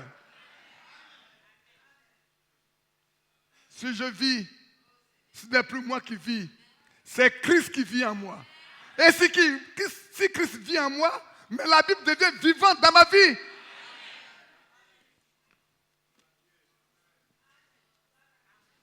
Sœurs, vous devez pouvoir vivre comme les femmes qui autrefois ont fait profession de servir Dieu. Si ce n'est pas possible dans vos maisons, je vous ai dit une fois, si vous n'êtes pas capable, non pas de façon désinvolte ou bien par imitation, d'appeler votre mari Seigneur. Je ne dis pas par imitation. Si vous le faites par imitation, ça ne produira pas en vous la vie. Sarah n'a pas ouvert sa bouche pour dire à Abraham son Seigneur. Quand le Seigneur était là pour visiter Abraham avec les deux anges et qu'il a parlé en disant à Abraham, sache que l'année prochaine, à cette même époque, je te visiterai et ta femme Sarah t'enfantera un fils. Après lui avoir posé la question, mais où elle est? Qui lui a dit, elle est dans la tente qui est derrière toi. Sarah a ri dedans. Elle a dit dans son cœur, mais maintenant je suis devenue tellement vieille. Tout est mort en moi. Je suis un bois sec. La vie normale d'un homme marié, d'une femme mariée, n'existe plus entre nous. Mon mari a toujours espéré parler de ça. Aujourd'hui, tu lui as donné Ismaël. Et il est satisfait. Mon Seigneur et moi, il n'est plus possible que nous vivions cette vie-là. Cette vie qui donne droit à la naissance d'un enfant. Mon Seigneur et moi, c'est plus possible. Il n'a pas dit pourquoi Sarah a douté. Il a dit pourquoi Sarah a-t-elle ri? Alléluia. Il n'a pas dit pourquoi Sarah a douté. Il dit mais pourquoi Sarah a ri? Est-ce qu'il y a une chose qui soit impossible à l'Éternel? Mais je te le confirme. Je suis celui qui appelle ce qui est impossible, là, qui rend ça possible.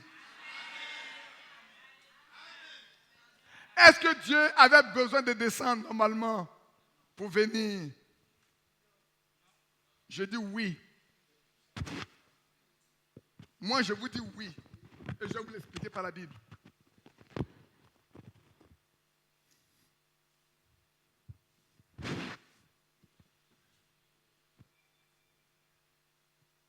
Elle est devenue vieille. Elle était morte. Il y a une seule chose qui crée la vie. Excusez-moi. J'ai toujours demandé à mes frères de m'aider avec cette oreille. Non, je l'ai réparée, ça va. Frère, qu'est-ce qui produit la vie dans un homme mort? C'est la parole de Dieu. Car la parole de Dieu est esprit et vie. Sarah n'avait jamais entendu Dieu parler. Seul Abraham a entendu Dieu parler. Et Dieu avait besoin de descendre pour parler à Sarah. Pour que Sarah entende la parole qui sort de sa bouche, qui est esprit et vie. Et quand Sarah a entendu cette parole-là, oh, quelle belle communion, quelle belle conversation. Ça peut être quelque chose, on peut penser que c'est tendu, mais c'était une bonne communion. Le Dieu Tout-Puissant descendant lui-même pour visiter les humains, avoir une communion avec eux et confirmer à Sarah. Si vous le lisez plus loin, je pense que j'ai trouvé le verset, regardez bien ce qui s'est passé. Je vais vous le trouver tout de suite. Où on parle de la foi de Sarah. Oui, je crois que c'est dans le chapitre 21. L'Éternel se souvient de ce qu'il avait dit à Sarah. Et l'Éternel accomplit pour Sarah ce qu'il avait promis. Alléluia. Avant, c'était à Abraham que la promesse a été faite. Ce n'était pas à Sarah. N'est-ce pas? Écoutez-moi bien, frère. Avant, ce n'était pas à Sarah que la promesse a été faite, c'était à Abraham. Quand il a dit, voilà, toute cette terre-là, cette région, je te la donne à toi, à ta postérité. Il dit, je te la donne à toi. Il dit, mais je n'ai pas de postérité pour hériter de ça. Et tu dis, tu me le donnes. Il dit, oui, ce n'est pas ton esclave là qui va être ton héritier. C'est celui qui sortira de tes reins. Et puis, Ismaël est sorti de ses reins. Oui, Ismaël est sorti des reins d'Abraham. Abraham pouvait se satisfaire de ça parce que, frère, Abraham pouvait dire, j'ai un héritier désormais.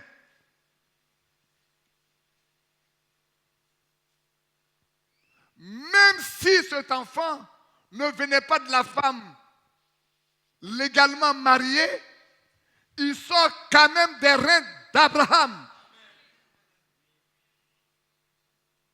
Si Abraham venait à mourir subitement, Abraham avait un héritier. Les esclaves ne pouvaient rien réclamer parce qu'il y avait un héritier. Mais la promesse de Dieu, ce n'était pas ça. Pour Dieu, la promesse doit se faire avec sa femme légale. Toi, Abraham, je t'ai fait la promesse. Mais maintenant, elle n'est pas à toi seul. Écoutez-moi bien, frère. La promesse n'est pas à Abraham seul. Il fallait que Dieu descende pour renouveler cette promesse-là à Sarah. Pour que Sarah ne dise pas que c'est son mari qui le lui dit. Longtemps, son mari le lui a dit. Maintenant, celui qui a fait la promesse est descendu lui-même pour le dire à Sarah, pour confirmer ce que son mari lui a dit.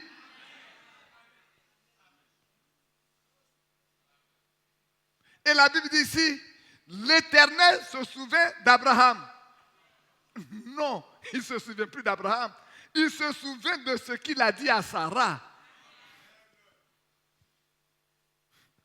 Dieu se souvient de ce qu'il a dit à Sarah. Et l'Éternel accomplit. Pour qui? Pour Abraham? Non, pour Sarah. Ce qu'il avait promis. Sarah devint enceinte et enfanté un fils à Abraham dans sa vieillesse, au temps fixé dont Dieu lui avait parlé. Quand le temps de Dieu arrive, il n'y a pas d'obstacle. Il ne peut pas avoir d'obstacle. La nature humaine ne peut pas être un obstacle. Le temps ne peut pas être un obstacle. La situation sociale ne peut pas être un obstacle. La situation d'un pays ne peut pas être un obstacle. Vous qui êtes au chômage, sachez une chose. Si Dieu a promis pour vous que cette année, même s'il y a des trucs dans le pays, vous aurez un travail. Oui, frère. Ce n'est pas possible. Il n'y a rien qui puisse empêcher Dieu. Si Dieu a décidé que vous avez un diplôme,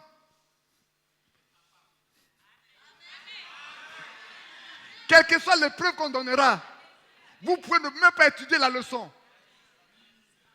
Vous ne pouvez même pas étudier la leçon. Mais qui a de la connaissance comme Dieu? Lui, c'est lui qui a la connaissance. Vous voyez, j'ai laissé mon message un peu. Je suis sorti un peu de là. Oh là là. Je me donne 10 minutes. À 12h30, j'arrête. Maintenant, écoutez-moi, mes frères. L'amour dont on parle ne peut pas avoir lieu en dehors de la parole de Dieu.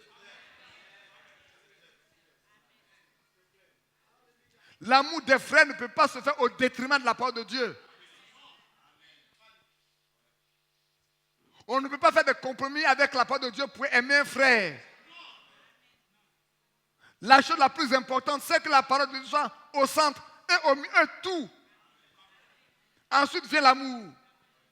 Parce que même si Christ habite en moi, la chose la plus importante pour Christ, c'est sa parole.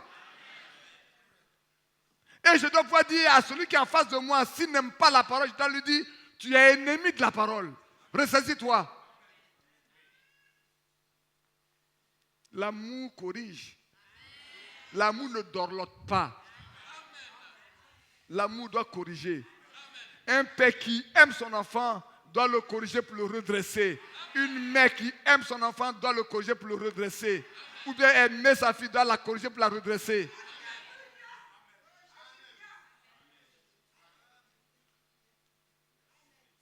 C'est pour ça que quand nous lisons dans Colossiens au chapitre 3,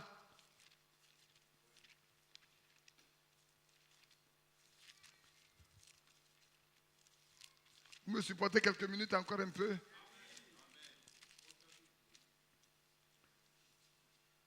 L'apôtre Paul dans Colossiens chapitre 3, il a énuméré beaucoup de choses, vous voyez, non?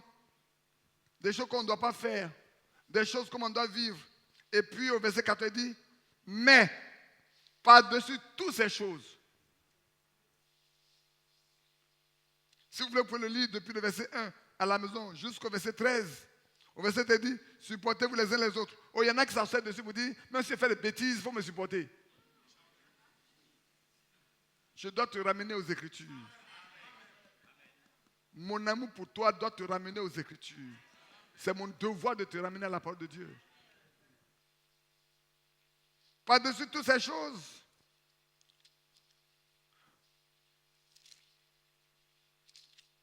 revêtez-vous de l'amour. Par-dessus tout ce que je vous ai enseigné, vous devez être habillés. C'est le mot le plus simple pour les hommes simples. Vous devez être habillés de l'amour. Quand on vous voit, l'habit qu'on vous voit porter, c'est l'amour. Parce que dans Galates, il est écrit, tous ceux qui ont été baptisés en Christ, ils ont revêtu Christ. Je mets les deux versets ensemble.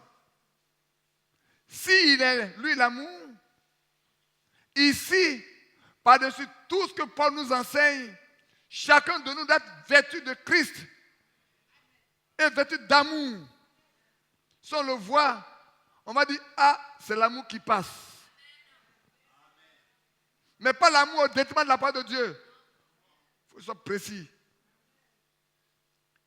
Parce que cet amour est le lien de la perfection. pour que nous parvenions à la perfection. Celui qui nous lie à la perfection. Celui qui fait de nous des hommes ayant la même nature que Christ. Celui qui fait que père, frères et sœurs, nous arrivons à la maturité, c'est celui-là. Le lien de la perfection. Oh, c'est merveilleux. Vous voyez, Jean en parle, Paul en parle, Pierre en parle. Moi, je suis parti dans Jude, vous allez voir Jude pas de la boum. N'est-ce pas? Et vous allez voir comment l'apôtre Paul, je ne vais pas revenir là-dessus, vous le savez, dans 1 Corinthiens 13, il donne les caractéristiques du véritable amour. L'amour ne soupçonne pas. Il ne cherche pas ses propres intérêts. Il ne convoite pas. C'est vrai, non? Il ne soupçonne pas. Il y a des hommes qui soupçonnent leur femme, il y a des femmes qui soupçonnent leur mari. Ils fouillent dans leur portable pour voir. Ils fouillent dans leur sac. Mais pourquoi tu l'as épousée si tu peux la soupçonner? Tu n'as même pas confiance en elle.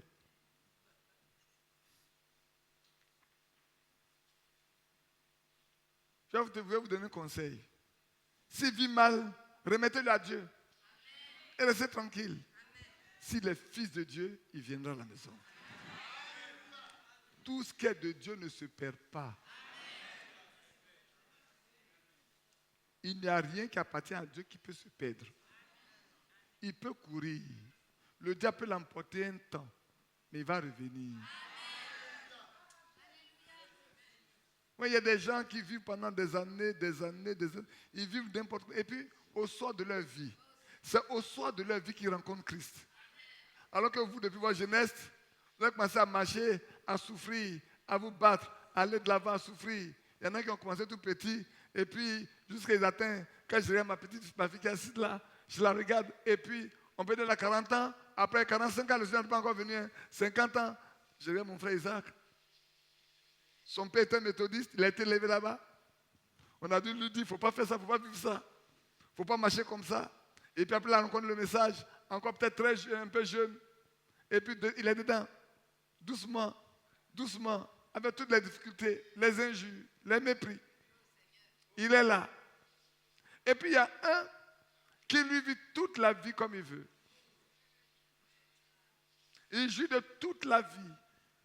Et puis au soir de sa vie, au soir de sa vie, au moment lui-même, il pense que le temps vient de partir. Et puis quelqu'un vient à lui et commence par lui parler de Dieu. Il pourrait se dire, j'étais un athée. Dieu n'existe même pas. Pendant tout le temps, il a insulté Dieu. Il a dit, Dieu n'existe même pas. Et puis au moment où la mort n'est pas loin, on vient seulement lui parler de Dieu. Même peut-être sur le lit de maladie, on lui présente Christ. Et puis il commence à pleurer. Et puis il commence à dire, j'ai passé toute ma vie à le mépriser, à ne pas l'aimer. Et cependant, je découvre qu'il m'aime. Je me rends compte que lui m'aime. Malgré tout ce que je lui ai fait, il m'aime. Il me remet tous mes péchés. Donc c'est pour moi qu'il est mort à Golgotha. C'est pour moi qu'on a craché son visage. Oh Seigneur, pardonne mes péchés. Seigneur, pardonne mes iniquités. Je t'accepte comme mon sauveur personnel. Alléluia. Et puis ferme les yeux. Et il va se reposer tranquille. Regardez le brigand à la croix. Parce que quand je parle comme ça, on ne voit pas, mais regardez le brigand à la croix. À la dernière heure de sa vie. La personne peut-être a été brigué, il a tué des personnes certainement. Il a volé l'âge, il a fait tout ce qui est mauvais.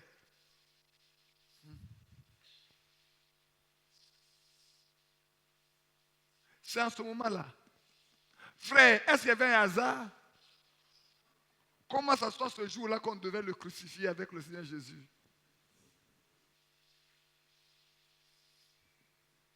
Si c'est pour moi, n'ayez pas peur, apportez ça.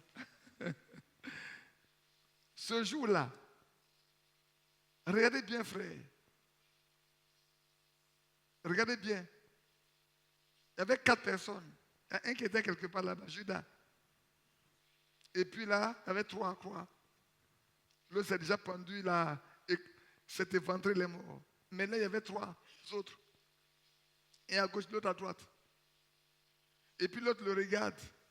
Il dit, toi là, tu dis tu es le Christ. Mais sauve-toi pour nous. Sauve-toi d'abord, puis sauve-nous. Le méchant, même à la mort, il reste le méchant. Même à la mort, il reste le méchant. Hein? Voilà quelqu'un qui est à la croix. Frère, écoutez-moi bien. Quelqu'un qui est à la croix, en train de souffrir, mourir, il est encore méchant. Il a encore la bouche pour insulter. Il a encore la bouche pour parler mal. Il ne pense même pas à la mort qu'il attend, à la souffrance qu'il endure. Mais l'autre, qui est destiné à la vie, qui appartient à Dieu, il est rentré en lui-même. Il dit, mais moi je souffre, c'est normal. Parce que j'ai fait du mal. Je mérite la mort de cette façon. Mais lui, qu'a-t-il fait? Il n'a rien fait de mal. Pourquoi doit-il souffrir? Et il le regarde. Il se rend compte que c'était pour lui. Il dit, souviens-toi de moi.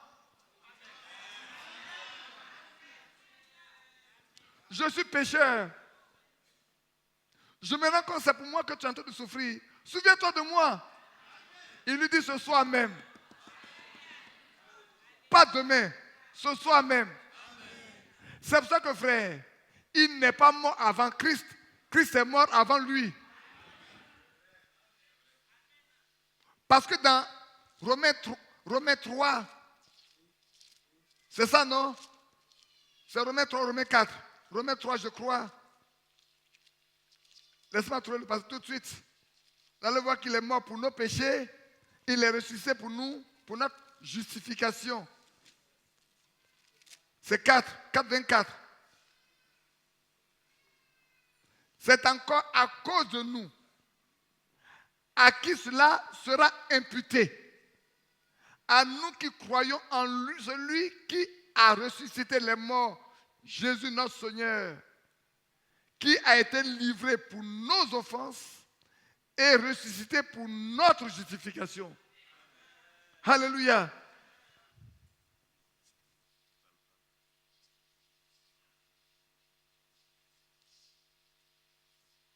Merci. Que Dieu vous bénisse.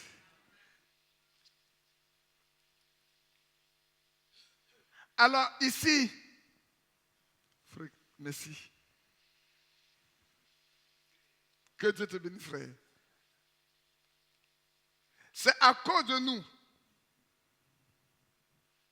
à qui cela sera imputé, à nous qui croyons en celui qui a ressuscité des morts, Jésus notre Seigneur, qui a été livré, pour qui? Pour nos offenses. Le brigand à la croix a reconnu que c'était pour ses propres offenses. L'autre ne pouvait pas reconnaître que c'était pour lui. Sa méchanceté l'a poursuivi que dans sa tombe. Frère, faites attention. Sa méchanceté, sa mauvaise vie, sa mauvaise nature l'a conduit jusque dans la tombe.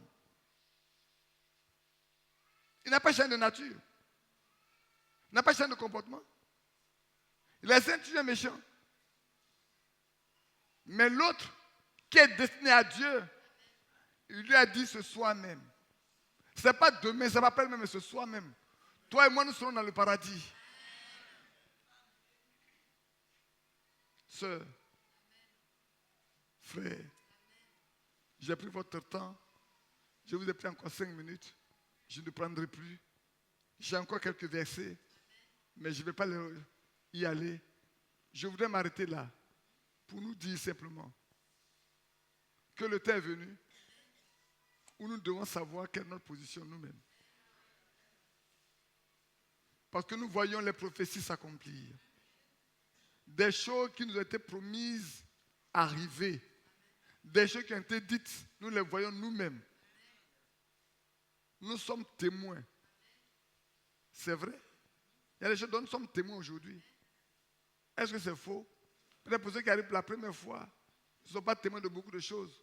Mais pour ceux qui sont là depuis des années, ils sont témoins de beaucoup de choses. Personne ne pensait à l'Union européenne. Mais nous étions les premiers à le savoir. Même aujourd'hui encore, frère, parler de ça avec les religieux, ils ne savent même pas que le royaume romain est en train de se constituer. Ils ne le savent pas.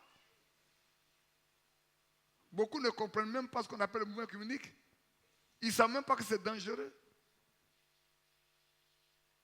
Beaucoup ne savent même pas que le mouvement œcuménique est dangereux.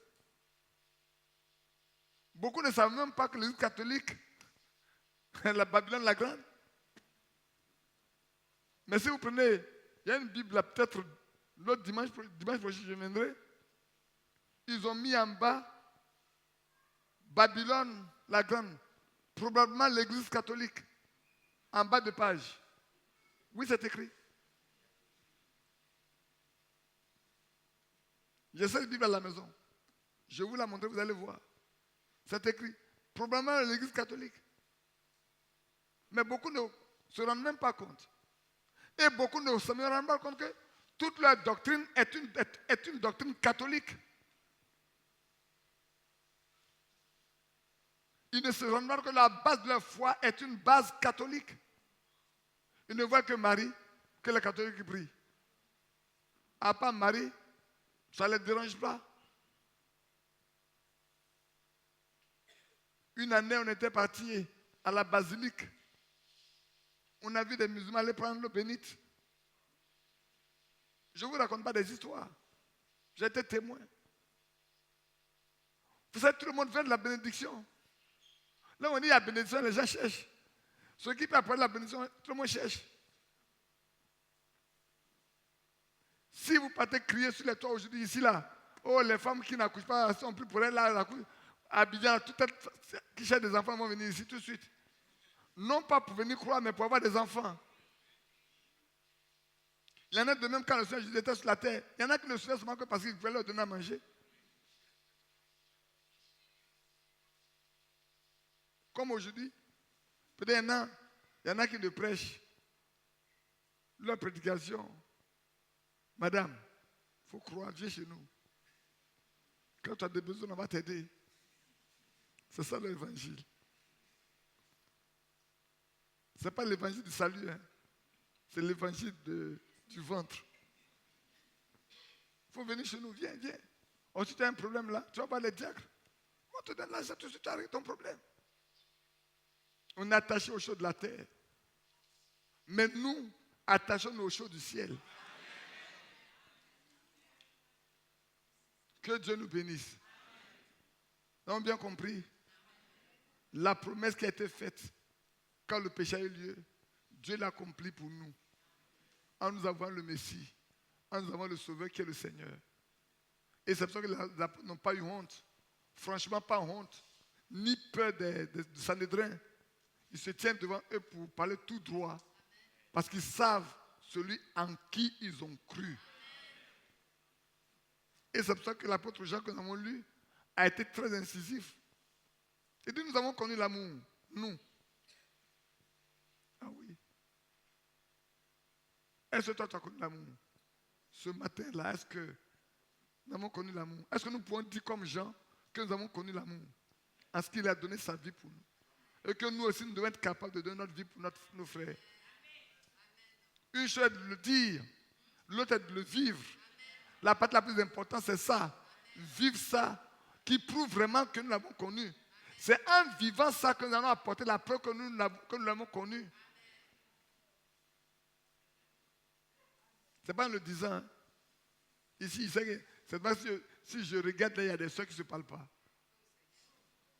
Ah, si je ne crie pas, oh, il y a des soeurs qui ne se parlent pas. Il y a des frères qui se dévient, ne se saluent pas. Peut-être se disent frère. Frère. Mais c'est frère-eux. Et puis sœur-eux. Mais il y a des frères, et puis il y a des frères, puis il y a des soeurs, puis il y a des sœurs. Les bien-aimés qui êtes en ligne, que Dieu vous bénisse. Je crois que vous êtes des frères, non pas des frères, et des sœurs, des sœurs. Parce que les sœurs sont attachées à la vérité. Et on les connaît par la manière de vivre chaste et réservée. On peut se lever.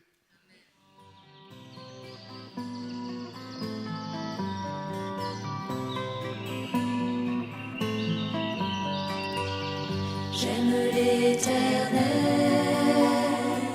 car il entend ma voix.